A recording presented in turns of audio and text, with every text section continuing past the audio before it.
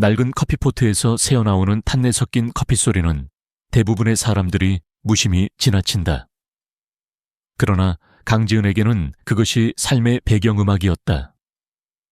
8시간 교대 근무, 형편없는 팁, 그리고 늘 윗속을 조여오는 두려움. 서울 변두리의 허름한 다방에서 그녀는 자신의 젊음을 낡은 도자기 머그잔에 따라내고 있었다.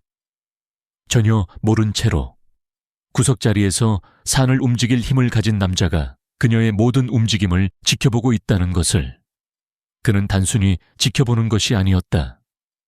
평가하고 있었다. 그리고 그 평가가 지은의 세상을 산산이 흔들 준비를 하고 있었다. 잔혹함으로가 아니라 단 하나의 불가능해 보이는 질문으로. 그 질문은 그녀가 믿고 있던 모든 것을 뒤집게 만들 것이었다. 친절, 운명, 그리고 두 번째 기회의 진짜 덱에 대해. 이건 동화가 아니다. 절망이 비밀과 마주했을 때 벌어지는 이야기다. 별빛 다방이라는 이름은 그럴싸했지만 사실 이곳은 오래된 기름 냄새가 가득한 낡은 분식집 같은 카페였다. 끊임없이 끈적이는 포르미카 탁자, 기름에 절은 튀김 냄새가 귀신처럼 공기에 맴돌았다. 지은에게 이곳은 감옥이자 동시에 피난처였다. 24. 원래 그녀의 꿈은 시각 디자인이었다. 색과 형태로 세상의 아름다움을 그려내고 싶었다. 하지만 그 꿈은 붉은 가죽 의자처럼 해져 있었다. 현실은 밀린 월세, 끊임없이 오는 공과금 고지서, 그리고 동생 강민호의 치료비였다. 민호는 16살이었다. 시험 공부와 첫사랑에 고민해야 할 나이에 병원 예약과 피검사, 드문 희귀 자가면 역질환 치료를 버텨내고 있었다. 그것이 지은을 공포로 몰아넣었다. 보험에서 보장되지 않는 실험적 치료가 그의 유일한 희망이었으므로 지은은 일했다. 2배로. 명절에도. 발바닥의 통증은 늘 곁에 있었고 가슴속의 무거움과 같았다. 그날은 유난히 힘든 화요일 밤이었다. 창밖에는 비바람이 몰아치고 다방 안에는 짜증 섞인 손님들과 고단한 기사들로 가득했다. 지배인 박 부장은 늘처럼 신경질을 부렸다. 강씨, 4번 테이블 리필. 강씨, 주문 나온 지 2분 지났잖아. 강씨, 웃어. 상가집도 아니고. 정말 상가집 같은 기분인데. 지은은 억지 미소를 지으며 가족 손님 테이블로 향했다. 그녀는 로봇처럼 유연한 동작으로 움직였다. 커피를 채우고 주문을 받고 흘린 음료를 닦아냈다. 하지만 속으로는 모든 것을 세밀하게 느끼고 있었다. 나프킨을 천천히 접는 외로운 노인, 낮은 목소리로 다투는 연인, 그리고 구석자리 남자.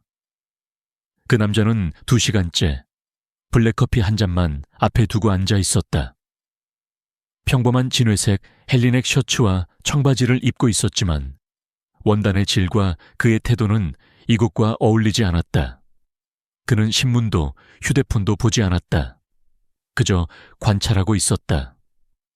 눈빛은 침착하고 관조적이며 불가사의했다. 밤 9시쯤 문이 쾅 열리며 한 남자가 들어왔다. 값비싼데 천박한 양복, 과한 향수, 자기만만한 태도. 그는 손가락을 딱 소리내며 말했다. 야, 아가씨. 스테이크 미디엄 레어, 그리고 맥주. 빨리 눈길조차 주지 않고 휴대폰만 두드렸다. 지은은 이를 악물며 주문을 적었다. 맥주는 어떤 걸로 드릴까요? 아무거나 시원한 걸로. 생각하게 하지마. 20분 뒤. 스테이크를 내오자마자 그는 포크를 던지며 소리쳤다. 뭐야 이게? 미디엄 레어라며 고무신 씹는 것 같잖아. 귀머거리야? 멍청해? 순식간에 가게 아니 얼어붙었다. 지은의 심장은 쿵 내려앉았다. 박 부장은 허둥대며 달려왔다. 손님, 죄송합니다. 당연히 무료로 해드리겠습니다. 남자는 지은을 노려봤다. 쓸모없는 웨이트리스 같으니 너랑 얘기 나중에 따로 하자. 지은의 뺨이 화끈 달아올랐다. 눈물이 차올랐지만 절대 울 수 없었다. 잠시 후 그 남자는 맥주값만 치르고 나갔다. 접시를 치우던 지은은 접시 밑에 놓인 2만 원짜리 지폐를 발견했다. 그러나 박 부장은 그것마저 빼앗듯이 받아 챙겼다. 좋아, 내 월급에서 뺄 필요 없겠네. 지은은 패배감을 삼키며 이 일을 이어갔다. 밤이 깊어 손님이 거의 빠져나가고 구석자리 남자만 남았다. 커피 리필해 드릴까요? 그가 처음으로 눈을 들어 그녀를 바라봤다. 비온 뒤 이끼처럼 짙은 초록빛 눈. 괜찮습니다. 계산서만 주세요. 그의 목소리는 낮고 차분했다. 그녀는 계산서를 내려놓고 카드를 받았다. 검은 메탈 카드. 이름은 이도현. 결제 후 그는 영수증을 접어놓고 말했다. 수고 많으셨습니다. 지은은 기계적으로 대답했다. 좋은 밤 되세요. 그가 떠나자 지은은 팁을 확인했다. 500원이면 다행이라 생각했다. 하지만 거기에는 500만 원이 적혀 있었다. 인격은 어디서나 통용되는 화폐는 아니지만 진정 필요한 곳에서는 그 어떤 것보다 값지다. 오늘 밤 당신의 인내는 이 돈 이상의 가치가 있다. 그 밑에는 전화번호와 한 줄. 이 다방이 전부라고 생각하지 않는다면 전화하세요. 나와 이야기할 게 있습니다. 지은의 손이 떨렸다. 눈물이 고였다. 이건 단순한 돈이 아니었다. 그녀가 품어온 존엄을 누군가가 알아본 순간이었다. 불과 몇 분 전까지만 해도 세상이 작고 회색빛으로만 보였는데 지금은 끝없이 넓고 낯설게 느껴졌다. 별빛 다방은 자정의 문을 닫았다. 지은은 마지막 1시간을 기계적으로 테이블을 닦고 소금통을 채우며 보냈다. 박 부장은 스테이크 값을 손해보지 않은 덕에 기분이 누그러져 수고했어 한마디만 남기고 먼저 퇴근했다. 문을 잠그고 혼자 남자마자 지은은 앞치마 속에서 영수증을 꺼냈다. 500만 원. 아직도 현실 같지 않았다. 오타일까? 커피 한 잔에 그런 팁을 남기는 사람은 없었다. 하지만 숫자는 분명했다. 영들이 정확하게 적혀 있었다. 그리고 메모. 지은은 표백제 냄새와 기름에 절은 공기 속에서 의자에 털썩 앉았다. 돈도 충격이었지만 글귀는 더 무거웠다. 오늘 밤 당신의 인내는 이 돈 이상의 가치가 있다. 누군가가 그녀의 치욕스러운 순간을 보고 연민이 아닌 가치를 발견한 것이다. 첫 반응은 의심이었다. 사기일지도 몰라. 전화번호는 바가지 요금일 수 있고 카드 결제는 아침에 취소될지도 몰랐다. 그러면 박 부장은 평생 월급에서 빼가며 갚으라고 할 게 뻔했다. 그러나 카드의 묵직한 감촉은 현실 같았다. 이도현. 낯선 이름이었지만 묘하게 무게감이 있었다. 지은은 그 미간 스마트폰을 꺼내 떨리는 손가락으로 이름을 검색했다. 결과는 심장을 내리쳤다.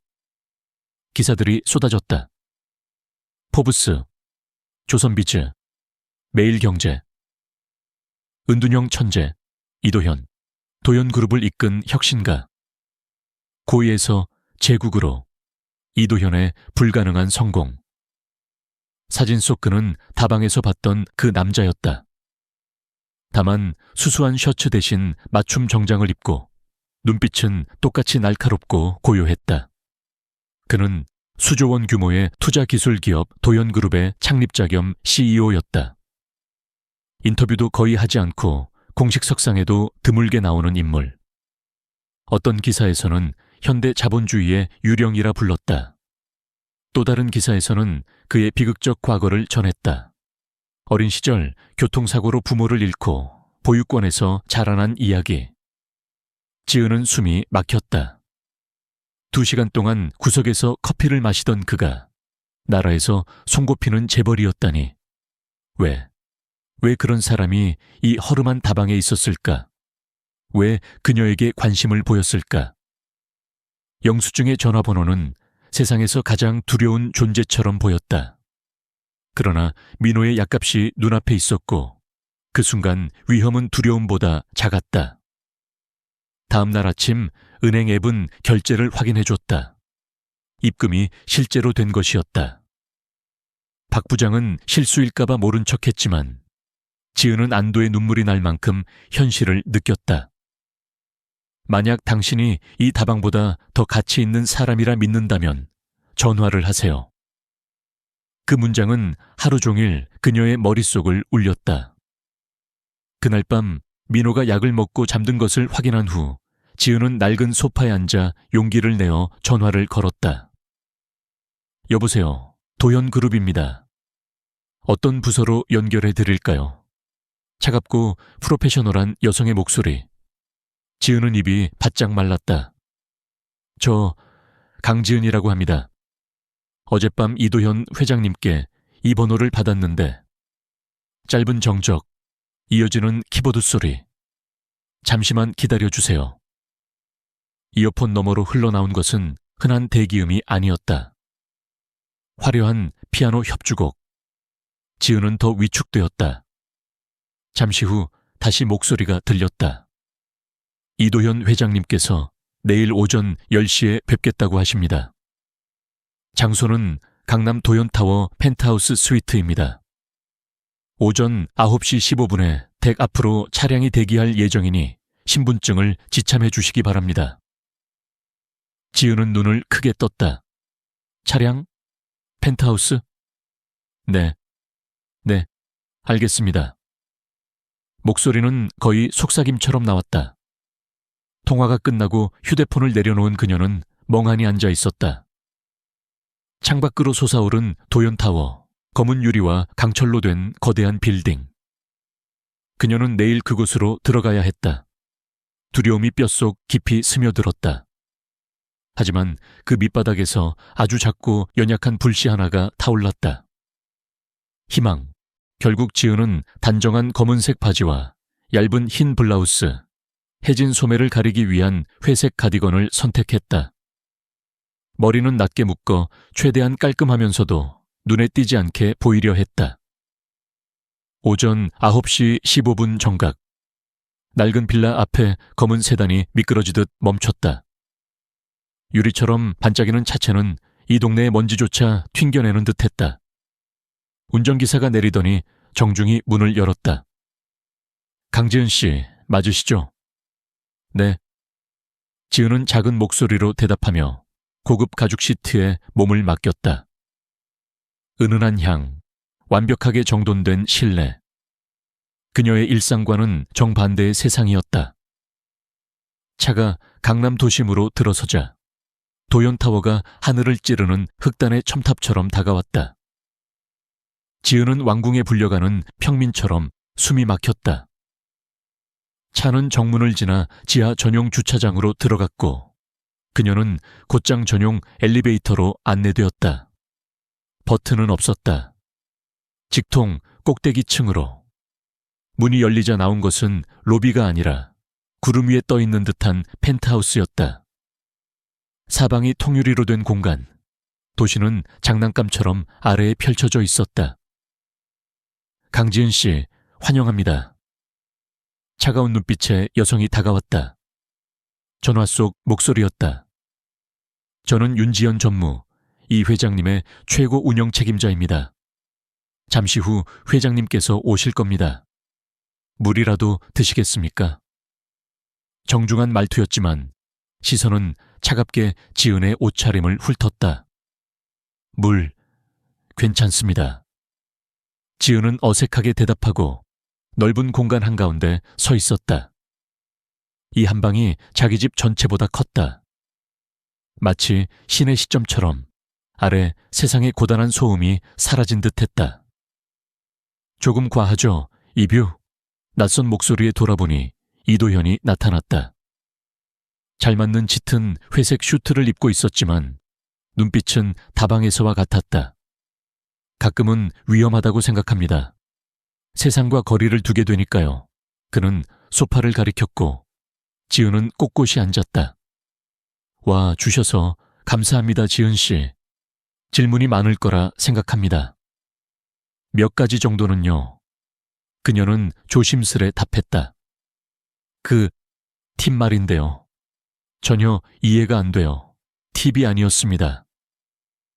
이도현의 목소리는 단호했다. 투자금, 계약금 같은 겁니다.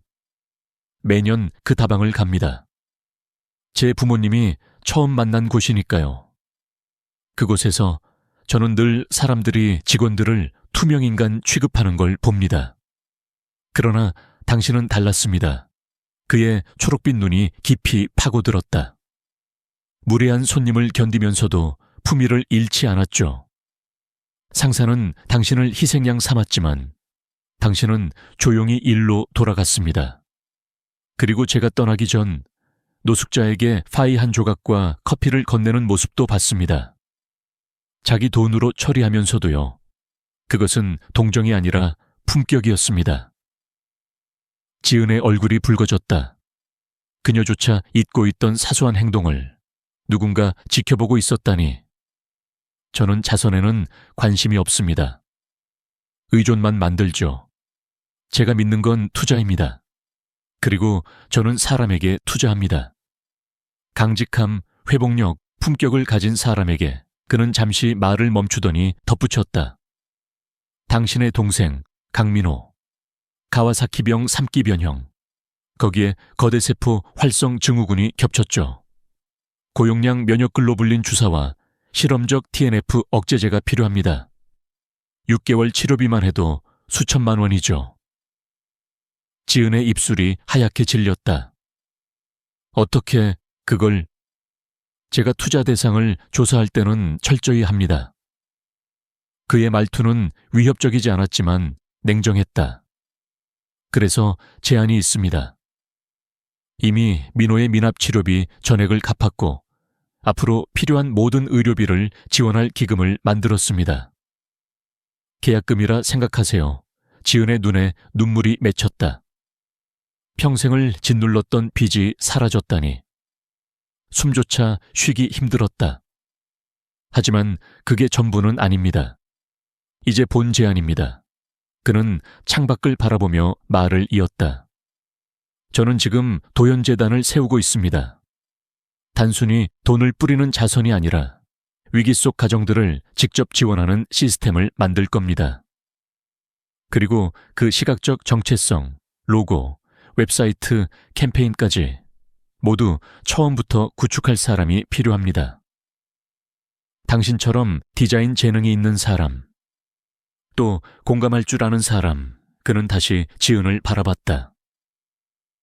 당신을 재단의 커뮤니티, 아웃리치 및 브랜드 개발 이사로 영입하고 싶습니다. 연봉은 1억 5천만 원, 전 혜택 포함. 첫 임무는 익명으로 당신의 이야기를 바탕으로 프로그램을 설계하는 겁니다. 당신 같은 사람들을 돕는 시스템을 만드는 것. 지은의 손이 떨렸다. 어제까지 다방의 종업원이던 자신이 하루 만에 이 자리에 앉아 있다니. 왜 하필 저인가요? 당신은 원하는 누구든 고용할 수 있잖아요.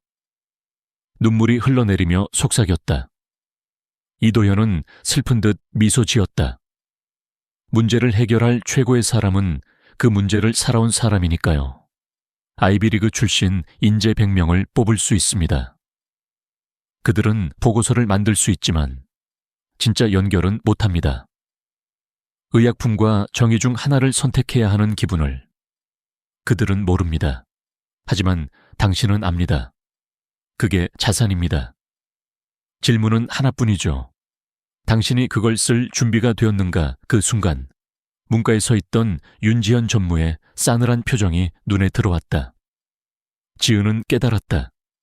이건 단순한 제안이 아니었다. 시험이었다. 그리고 그녀는 전혀 모르는 세계의 한가운데로 던져지고 있었다. 세상에는 문게 서 있던 그 여자처럼 자신이 빠져 죽기를 기다리는 사람들이 있었다. 이도현의 제안을 받아들이는 일은 지은의 인생에서 가장 쉽고도 가장 두려운 결정이었다. 네. 그 말은 그녀가 의미를 다 곱씹기도 전에 흘러나왔다. 방금 전까지만 해도 물에 빠져 허우적대던 사람이 갑자기 모래사장 위에서 숨을 몰아쉬는 기분이었다. 첫 주는 서류 작업과 낯선 오리엔테이션 회의들로 눈 깜짝할 사이에 지나갔다.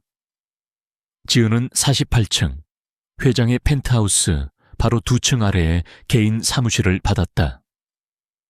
최신식 컴퓨터와 꿈꿔왔던 모든 디자인 프로그램, 기업용 법인카드, 그리고 보조 비서까지. 비서는 박준호라는 젊은 남자로 정중하지만 항상 긴장한 기색이었다. 하지만 가장 깊은 변화는 집에서 일어났다. 첫날 밤 지은은 민호에게 모든 걸 이야기했다. 부유한 사람이 자신을 다방에서 보고 일자리를 제안했으며 그 과정에서 모든 의료비가 앞으로 평생 보장된다고. 민호는 처음엔 멍하니 바라보다가 몇 년 만에 처음으로 울음을 터뜨렸다. 그것은 고통이나 두려움의 눈물이 아니었다. 순수한 안도의 눈물이었다. 둘은 낡은 소파 위에서 서로를 부둥켜 안고 울었다. 그 순간만큼은 어떤 연봉이나 화려한 사무실보다 값졌다. 그러나 사적인 안도의 순간은 직장 생활에서의 압박과 극명하게 대조됐다. 도연타워는 그 자체로 또 다른 세계였다. 자체의 언어, 규칙, 무자비한 서열이 존재하는 금빛 세장. 지은은 마치 참새 한 마리가 매서운 매들 사이에 끼어있는 듯했다. 그 매들의 여왕은 윤지연 전무였다. 첫날부터 그녀는 노골적이지 않게, 그러나 날카롭게 지은을 베어냈다. 중요한 이메일에서 의도적으로 제외하거나 회의 초대장을 옛 주소로 잘못 보냈다. 회의 자리에서는 이렇게 소개했다. 이분이 강지은 씨입니다. 회장님께서 직접 관심을 갖고 계신 재단 프로젝트를 맡고 있죠. 말 속에 독이 섞여 있었다. 지은은 애완 프로젝트, 자선 케이스로 취급됐다. 그럼에도 지은은 일에 몰두했다. 오랫동안 잊고 있던 창의력이 다시 샘솟았다. 로고를 스케치하고 웹사이트 시안을 만들고 브랜딩 가이드를 작성했다. 작업에 몰두하는 동안만큼은 차가운 시선과 속삭임을 잊을 수 있었다. 첫 번째 주요 과제는 재단의 첫 프로젝트 제안서였다. 자신의 경험을 토대로 갑작스러운 의료비나 주거 위기를 겪는 가정에게 30에서 60일간 즉각적인 지원을 제공하는 브릿지 프로그래머를 구안했다. 단순한 구호가 아닌 절벽과 절벽 사이의 다리를 놓아주는 시스템이었다. 발표 당일 긴장한 채 이사진 앞에 섰다. 회의실은 짙은 원목과 반짝이는 금속으로 꾸며져 있었고 창밖 풍경은 사람을 압도했다. 이도현은 고개를 끄덕이며 격려했지만 윤지연은 지루하다는 듯 시선을 피했다. 지은의 목소리는 처음엔 떨렸으나 점점 강해졌다. 퇴거 통지서를 받는 공포, 약국에서 처방 거절당하는 수치심을 이야기했다. 자신의 경험을 직접 밝히지는 않았지만 감정은 온전히 담았다. 끝나자 잠시 정적이 흘렀다. 아주 열정적인 발표군요. 한 이사가 무표정하게 말했다. 이어 윤지연이 나섰다. 정말 열정적이네요. 하지만 지나치게 감정적입니다. 예산은 터무니없이 크고 신청 절차는 허술합니다. 최소한의 서류라니요? 사기꾼들에게 돈을 퍼주는 꼴 아닙니까? 지은은 준비한 답변을 꺼냈다. 관료적 장벽을 줄여야 가장 절박한 사람들이 제때 도움을 받을 수 있습니다. 소규모 케이스 워커팀이 빠른 후속 확인을 할 겁니다. 초기 지원금은 재단에는 위험이 작지만 수혜자에겐 삶을 바꾸는 기회가 됩니다. 중요한 건 먼저 사람을 신뢰하는 겁니다. 윤지연은 비웃듯 말했다. 신뢰라니 감상적인 이야기죠. 하지만 기업은 밥집이 아닙니다. 모든 돈은 책임이 뒤따라야 합니다. 성과 지표, KPI, 사기 방지 프레임워크 모두 빠져 있습니다. 감정에만 의존한 계획이군요. 이사들의 표정이 굳었다. 그녀는 그들의 언어, 수익, 리스크, 확장성으로 말했다. 지은의 제안은 순간 유치하고 미숙해 보였다. 이도현은 아무 말도 하지 않았다. 단지 지켜봤다. 시험이었다. 그리고 지은은 처절하게 실패하는 기분이었다. 발표는 추가 검토 후 보류로 끝났다. 사실상 거절이었다. 사무실로 돌아온 지은은 얼굴이 달아올라 견딜 수 없었다. 윤지연이 옳았어. 난 이곳에 어울리지 않아. 이틀 뒤 비서 박준호가 망설이며 프린트물을 건넸다. 부장님, 이걸 보셔야 할 것 같습니다. 내부 메모였다. 작성자는 윤지연. 재단의 첫 대형 기부 행사 제안서였다. 제목은 황금빛 나눔의 밤. 도시의 부유층을 겨냥한 고급 자선 갈라 파티. 그 안에는 가족 입양 프로그램이 있었다. 부자들이 가난한 가정을 매칭받아 화려한 브로슈어 속 그들의 비극적 사연을 후원한다는 발상이었다. 사적 비극을 부자들의 감상용 상품으로 전락시킨 것이다. 그리고 마지막 페이지 프로젝트 책임자란에 적혀있던 이름. 강지은. 윤지연은 지은의 아이디어를 짓밟고 그것을 괴상한 패러디로 비틀어 그녀에게 떠넘긴 것이었다. 거부하면 비협조적이고 무능해 보일 것이다. 받아들이면 스스로의 신념을 배신하는 꼴이었다. 지은은 눈물이 번지는 메모를 붙잡았다. 그제야 깨달았다. 이도현이 그녀를 구한 게 아니었다. 단지 또 다른 사장으로 옮겨놓았을 뿐이었다. 이번에는 더 화려하고 훨씬 더 교활한 뱀과 함께 지은은 메모를 책상 위에 두고 가방을 들었다. 어리둥절한 표정의 비서를 지나쳐 엘리베이터에 몸을 실었다. 1층으로 내려가는 동안 다시 이곳으로 돌아올 수 있을지조차 알 수 없었다. 집으로 향하지 않았다. 민호의 희망에 찬 얼굴을 마주할 용기가 없었다. 대신 걸었다. 끝없이 걸으며 도시는 익명의 군중 속으로 그녀를 삼켜버렸다. 새로운 미래를 약속할 것 같던 빌딩들은 이제 거대한 감옥처럼 느껴졌다. 반짝이는 유리와 강철은 실패한 자신의 얼굴을 비추는 거울 같았다. 어느새 발걸음은 옛 동네로 향해 있었다. 좁은 골목, 지하철 소음, 포장마차 어묵 냄새, 마당에 모여 앉은 이웃들의 수다는 자신이 벗어났다고 믿었던 과거를 생생히 떠올리게 했다. 힘든 삶이었지만 적어도 솔직했다. 적은 잔인함은 노골적이었다. 그러나 이 새로운 세계의 잔인함은 미소 뒤에 숨은 칼날, 훨씬 더 교활했다. 지저분한 작은 공원 벤치에 앉아 낡은 그네를 타는 아이들을 바라봤다. 주머니 속 휴대전화가 진동했다. 이도현이었다. 무시했다. 또 울렸다. 5번째 호출에 마지못해 받았다. 뭐죠? 지금 어디 있습니까? 그의 목소리는 화도 없고 차분했다. 상관 있나요? 전 그만둘 겁니다. 윤 전무가 이겼다고 전하세요. 전 당신들의 세계에 맞지 않아요. 짧은 정적. 거기 있어요. 제가 갑니다. 항의하기도 전에 통화는 끊겼다. 도망치고 싶은 마음도 있었지만 육체적, 정신적 피로가 그녀를 벤치에 붙잡아 두었다. 20분 뒤 처음 자신을 태웠던 검은 세단이 공원 옆에 멈췄다. 정장 대신 청바지와 어두운 니트를 입은 이도현이 내렸다. 다방에서 처음 보았던 그 모습 그대로였다. 그는 벤치 반대편에 앉았다.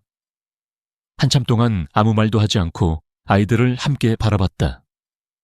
그 침묵은 어떤 위로의 말보다 따뜻했다. 윤지연의 메모 다 알고 있습니다. 그의 목소리가 잔잔히 흘렀다. 이사회에서 무슨 일이 있었는지도요. 내가 일부러 지켜봤습니다. 지은은 몸이 굳었다. 당신이 일부러, 그럼 전부 장난이었나요? 불쌍한 자선 케이스가 상어들 사이에서 버틸 수 있나 시험한 겁니까? 아니에요. 그는 고개를 저었다. 차갑던 표정이 진지하게 변했다. 그건 당신만의 시험이 아니었습니다. 이 사회 전체, 내가 만든 시스템의 시험이었죠. 진짜 가치를 알아볼 수 있는가? 그들은 실패했습니다. 그리고 당신에게 보여주고 싶었어요. 당신이 맞설 전장이 어떤 곳인지 난 못해요. 지은은 고개를 떨구며 속삭였다. 난 그 언어를 모릅니다. 그 회의실에 어울리지 않아요. 알 필요 없습니다. 당신은 당신의 언어를 쓰면 됩니다. 그는 잠시 숨을 고르며 말을 이었다. 하지만 아직 솔직히 다 말하지 않은 게 있습니다. 그날 다방에 간 이유, 그리고 당신을 선택한 이유. 우연이 아니었어요. 그는 지갑에서 오래된 누런 신문 조각을 꺼냈다. 라미네이팅된 기사였다. 제목, 퇴근길 구급대원, 대형 사고에서 영웅이 되다. 날짜는 16년 전. 기사에는 한 구급대원이 고속도로 연쇄, 추돌사고 현장에서 불타기 직전의 차량에서 여성을 구한 사연이 적혀 있었다. 그 영웅의 이름, 강대현. 지은은 얼어붙었다. 아버지의 이름이었다. 그녀가 8살이었을 때 심장마비로 세상을 떠난 흐릿한 기억 속에 다정한 아버지. 그 여자가 제 어머니였습니다. 이도현의 목소리는 떨리고 있었다. 당신의 아버지가 아니었다면 어머니는 그날 불 속에서 죽었을 겁니다. 제 아버지는 뒤채 있었고 그 장면을 직접 보셨죠. 그는 당신 아버지를 두려움 없는 사람이라고 했습니다. 하지만 구급차가 어머니를 데려간 뒤 아버지는 조용히 사라졌어요. 몇 주 뒤 어렵게 이름을 알아냈을 때는 이미 돌아가신 후였습니다. 저희는 감사 인사조차 못했어요. 그는 도시의 스카이라인을 바라보았다. 그 뒤 2년 만에 부모님마저 사고로 잃고 전 보육원으로 들어갔습니다. 하지만 그 이름을, 강대현을 평생 잊지 않았습니다. 수년간 그의 가족을 찾으려 했어요. 당신과 어머니가 이사를 하고 새 성을 쓰면서 더 어려워졌지만 결국 기록 속에서 당신을 찾았습니다. 그리고 동생이 희귀병을 앓고 있다는 걸 알았죠. 이도현은 눈빛을 떨구며 말을 이었다. 처음엔 빚만 갚고 조용히 사라지려 했습니다. 하지만 직접 보고 싶었습니다. 그리고 당신을 보자 아버지의 강인함과 조용한 존엄이 그대로 느껴졌습니다. 그래서 확신했습니다. 이것은 자선이 아니라 빚입니다. 16년 전 제 가족이 당신 아버지에게 진 빚. 세상이 다시 흔들렸다. 평생 불운과 고통으로 엮인 이야기라고만 여겼던 자신의 삶이 더 크고 깊은 운명의 직물 속에 자리하고 있었다. 희미한 기억 속 아버지는 이제 영웅이 되었고 그의 유산은 지금도 자식들을 지켜내고 있었다. 이도현의 제안은 단순한 호의가 아니라 약속의 완성이었다. 그녀는 더 이상 가짜가 아니었다. 애완 프로젝트도 아니었다. 그녀는 아버지의 딸이었다. 그리고 아버지가 남겨준 힘은 짐이 아니라 유산이었다. 이번에 흐르는 눈물은 수치가 아니라 세상을 뒤흔드는 깨달음의 눈물이었다. 이 싸움은 더 이상 자기 혼자만의 싸움이 아니었다. 아버지와 함께하는 싸움이었다.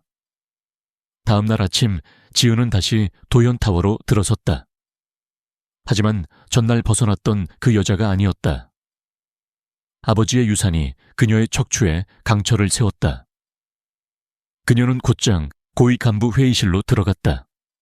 초대받지 않은 자리였다. 윤지연 전무가 말을 하던 도중 그녀가 문을 열고 들어섰다. 여긴 당신이 있을 자리가 아닙니다.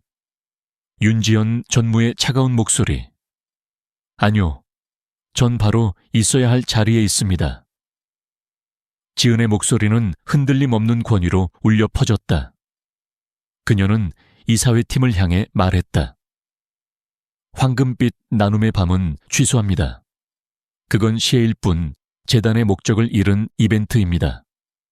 우린 동정을 파는 게 아닙니다. 우리는 다리를 놓는 것입니다. 윤지연이 반박하기도 전에 지은은 새로운 구상을 펼쳤다. 이름은 브릿지 빌더스 이니셔티브. 화려한 파티가 아니라 체험형 전시. 실제 해결 가능한 문제들을 담은 설치물을 세우고 참석자들은 태블릿으로 직접 특정 필요를 지원한다. 한 학생의 노트북, 한 가정의 자동차 수리, 아기의 특수 분유. 그녀는 이 시스템을 순간의 시장이라 불렀다. 윤지연은 격앙됐다. 억만장자들에게 죄책감을 느끼라고요? 그런 건 실패할 수밖에 없습니다. 이도현은 잠시 지은을 바라보다가 단호히 말했다. 그녀에게 맡겨라. 행사 당일 긴장이 감돌았다. 부유한 후원자들은 고급 정장을 입고 낯선 산업 창고 같은 공간에 들어섰다. 화려한 샹들리에 대신 차가운 전시물. 모두 어리둥절해했다. 윤지현은 구석에서 봐라, 망했잖아 라는 표정을 짓고 있었다. 그러나 첫 번째 변화가 시작됐다. 다이아몬드 목걸이를 한 노부인이 한 전시 앞에 멈췄다. 의수를 살 돈이 없는 국가유공자의 사연. 그녀는 조용히 태블릿을 눌렀다. 대형 스크린이 밝게 켜졌다. 영웅의 보행, 지원 완료. 탄성이 터졌다. 이어 한 IT 재벌이 저소득 가정의 아기 분유 1년치를 지원했다. 또 다른 스크린이 켜졌다. 곧 그것은 연쇄 반응이 되었다. 경쟁은 과시가 아니라 영향력을 향한 것이었다. 파티장은 선의의 지휘센터로 변해갔다. 마지막에는 지역 푸드뱅크 대표의 진솔한 연설이 사람들의 가면을 벗겼다. 그날 밤 목표액은 3배로 달성되었다. 무엇보다 도시의 엘리트와 현장의 리더들이 진짜로 연결되었다. 다음 날 아침 윤지연 전무의 사표가 이도현 회장의 책상 위에 놓였다. 당신은 단순히 행사를 연 게 아닙니다. 이도현의 목소리에는 전에는 없던 존중이 담겨 있었다. 당신은 사람들에게 변화를 만드는 설계자가 되는 방법을 보여주었습니다. 당신의 아버지는 두 손으로 한 생명을 구했죠. 당신은 오늘 수백 명에게 마음으로 생명을 구하는 법을 가르쳤습니다. 2년 후, 강지은은 더 이상 화려한 새장에서 길 잃은 참새가 아니었다. 그녀는 그 새장의 건축가였다. 재단의 상임이사로서 브릿지 빌더스 이니셔티브는 전국적 모델이 되었고, 그녀는 조용한 자신감으로 세상을 걸었다. 과거의 고통은 부끄러움이 아니라 그녀를 떠받치는 기반이 되었다. 민호는 완치 판정을 받고 의대 1학년이 되었다. 그의 미래는 밝았다. 이도현과의 관계는 빚이 아닌 동반자적 사명으로 바뀌었다. 어느 비오는 화요일, 지은은 본능처럼 별빛 다방으로 향했다. 낡은 간판, 양파 기름 냄새, 탄 커피향. 그녀는 부스에 앉아 20살쯤 되어 보이는 젊은 알바생을 지켜봤다.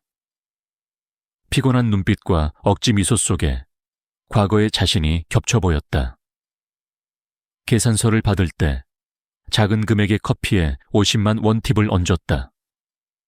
비현실적이지 않은, 그러나 인생을 바꿀 수도 있는 액수. 영수증 밑에는 단 한 줄. 당신의 노력은 생각보다 훨씬 값집니다. 절대 누구에게도 당신을 작게 만들게 두지 마세요. 번호도 약속도 남기지 않았다. 그저 그렇게 떠났다. 차를 몰고 다방의 불빛을 뒤로 할 때 지은은 깨달았다. 이도현이 자신을 구한 것이 아니었다. 그가 열쇠를 준 문을 스스로 연 건 바로 자기 용기였다. 그리고 이제 다른 이들을 위해 그 문을 열어두는 것이 자신의 사명이었다. 강지은의 이야기는 우리에게 말한다. 진정한 가치는 직함이나 통장장으로 측정되지 않는다. 아무도 보지 않을 때 드러나는 조용한 품격에서 비롯된다. 단 한 번의 친절, 단 한 번의 인정이 세대를 건너 울려 퍼져 삶의 궤적을 바꿀 수 있다는 사실을. 강지은은 가난에서 구원받은 게 아니었다. 그녀는 다른 이들을 구원할 힘을 얻게 된 것이었다. 그리고 세상에는 수많은 강지은들이 있다. 아직 빛나지 못했을 뿐 무한한 잠재력을 품은 채로